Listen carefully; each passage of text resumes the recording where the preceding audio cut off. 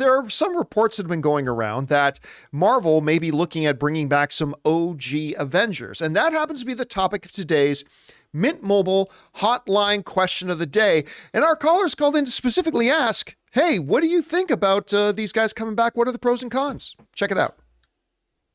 Hey, John. So, obviously in the last week, you guys have been talking a lot about kind of the troubles that have been going on at Marvel. And you touched on it once or twice last week that there were reports going around that Marvel is maybe considering bringing back, some of the original Avengers cast, Chris Evans, Robert Downey Jr., Scarlett Johansson. And now I'm seeing even more reports of that, leading to believe that it might actually be something that's getting talked about and it might be a real possibility. And my question would be, what do you think the pros and, more importantly, the cons of taking a risk like this could be? I'm wondering what your guys' thoughts are. Bring on the filthy. Thanks. All right. Thanks a lot for calling that in, man. And yeah, look, there have been some people out there, since Endgame, like myself, that have said, hey, look, Robert Downey Jr., he's coming back. Chris Evans, he's coming back.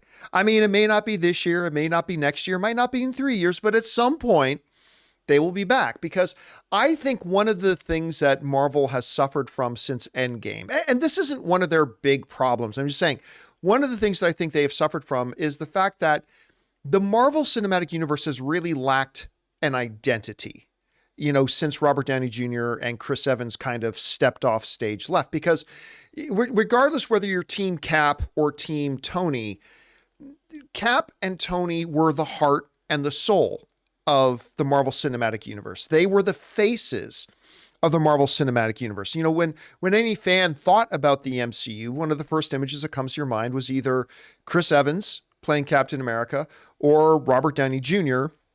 playing Iron Man. And that's why when you had their big event film like Civil War, that was front and center. And with both of them gone, I think a real piece of the identity of that Marvel Cinematic Universe has gone. And, a lot of people talk about, well, they've been around in the movies for 12, 13 years. Yeah, but they've been around in the comic books for decades and decades and decades and decades. And they are still kind of the heart of the stories that get told there. So what would be some of the advantages and disadvantages of them coming back? Well, to me, one of the biggest advantage, if you will, is that the MCU will get its identity back, right? It's almost like we look, even when, we were still in phase 2 and phase 3 of the MCU, we always looked at even the new characters through the prism of Cap and Iron Man, right? In many different ways. And I think, number one, you get that sense of identity back. Number two, the MCU starts to feel familiar again. The MCU has been doing massive expansion, very quick, very rapid expansion the last couple of years, introducing tons of new characters all over the place. And I get why, but at the same time, to its detriment a little bit, it's meant that we never really get a new sense of identity in the MCU, because every time we turn around, there's new characters being introduced all the time. And nobody has really been established in Marvel as our core characters yet, right?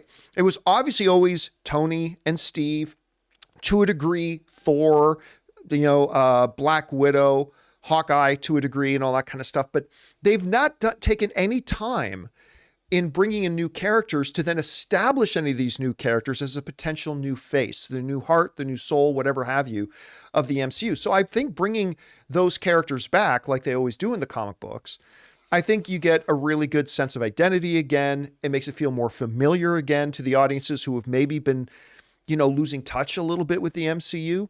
So, and you're getting a great reinfusion of talent. Robert Downey Jr. is, as much as any actor alive, was born to play that role.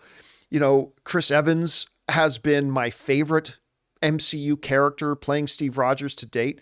So there's that.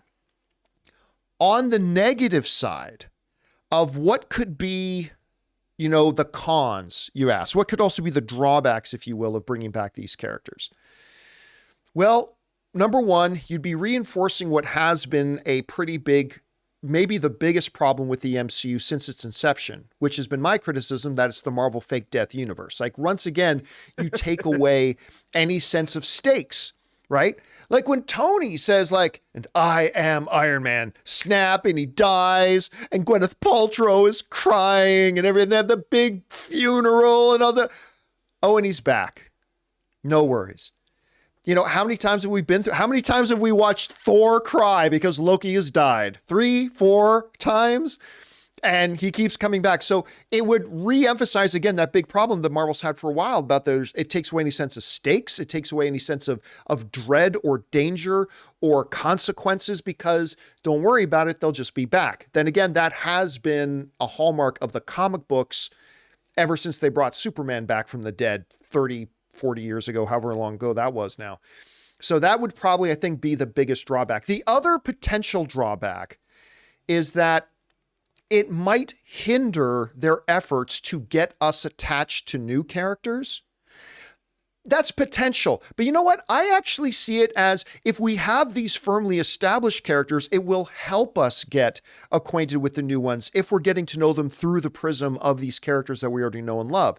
So overall, Sean, for me, the pros are bringing back some identity to the MCU, making it feel more familiar for the MCU fans. Some of the drawbacks, one, again, you're taking away consequences from events that happen in the movies, and perhaps maybe it'll hinder their efforts to get us attached to new characters, although I think there could be an upside to that too.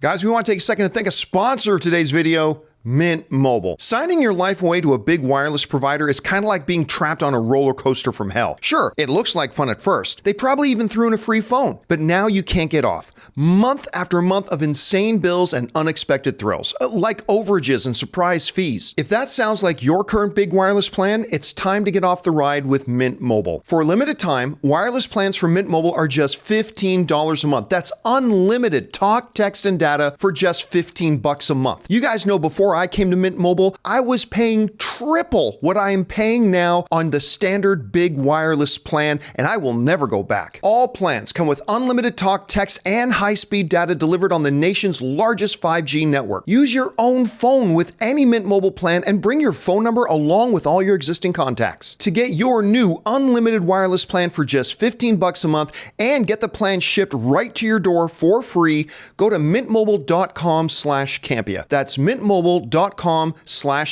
Cut your wireless bill to just $15 a month at mintmobile.com/Campea.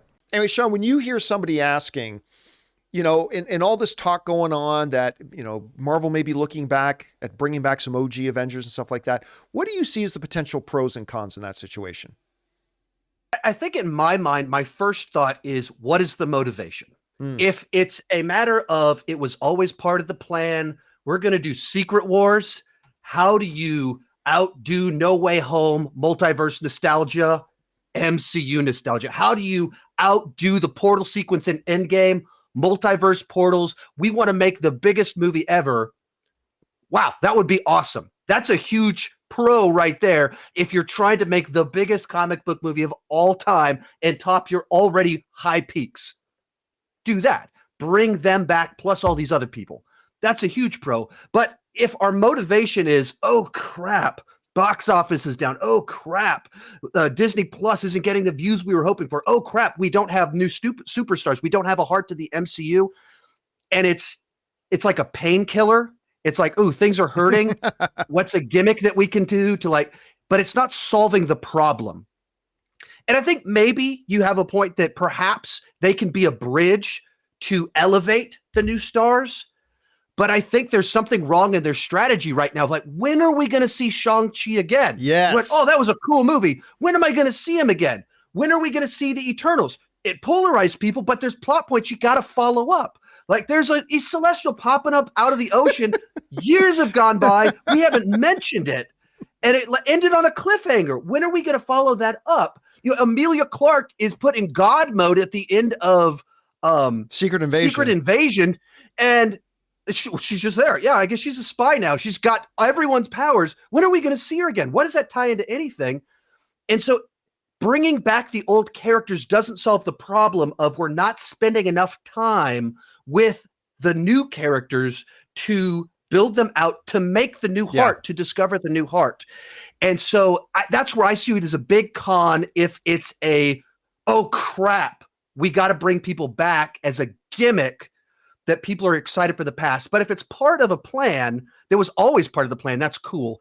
But I mean, I look at it and it undoes such satisfying conclusions that it's, why would you risk that? That I am Iron Man, Steve with the final dance. There's such good send-offs.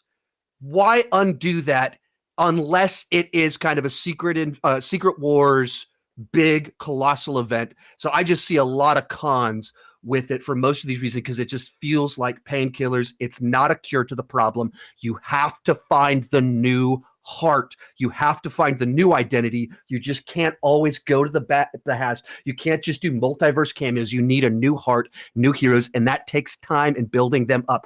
Guardians of the Galaxy, no clue who they were. You built them up and made me love them. Do that with your new heroes. And that leads to, I think, another problem too, right? Like Guardians of the Galaxy was able to come out and win a lot of people over because I think of one specific reason. James Gunn made a good movie. And I think you're absolutely right. Like bringing back Tony, bringing back Steve, while it has its advantage inherently, if you don't get back to putting the right amount of effort and not having 50 different projects going at once, and you're able to concentrate enough on these projects to make these movies good, it won't matter if Tony Stark is back. It won't matter if Chris Evans is back. So you're right. It doesn't fix the inherent problem. It could be a great bonus if you're doing it right. Like, honestly. And if you earn it, if you build to it and you earn it, it's fantastic. If it's just like Iron Man showed up, it's cheap. Somehow Iron Man has returned. Great, everybody. He's back. Yeah, he's back. They just walk into the coffee room and Tony's there. Oh, hey, everybody. And they just move on from there. So I don't know. We'll see where they go with that. Hey, guys, thanks so much for watching this video. Make sure you like the video, leave a comment, and subscribe to our channel. And don't forget, we have a daily podcast called the John Campea Show podcast, available on Apple Podcasts, Spotify, or your favorite podcasting app of choice. Go and subscribe to it today so it'll be there when you need it.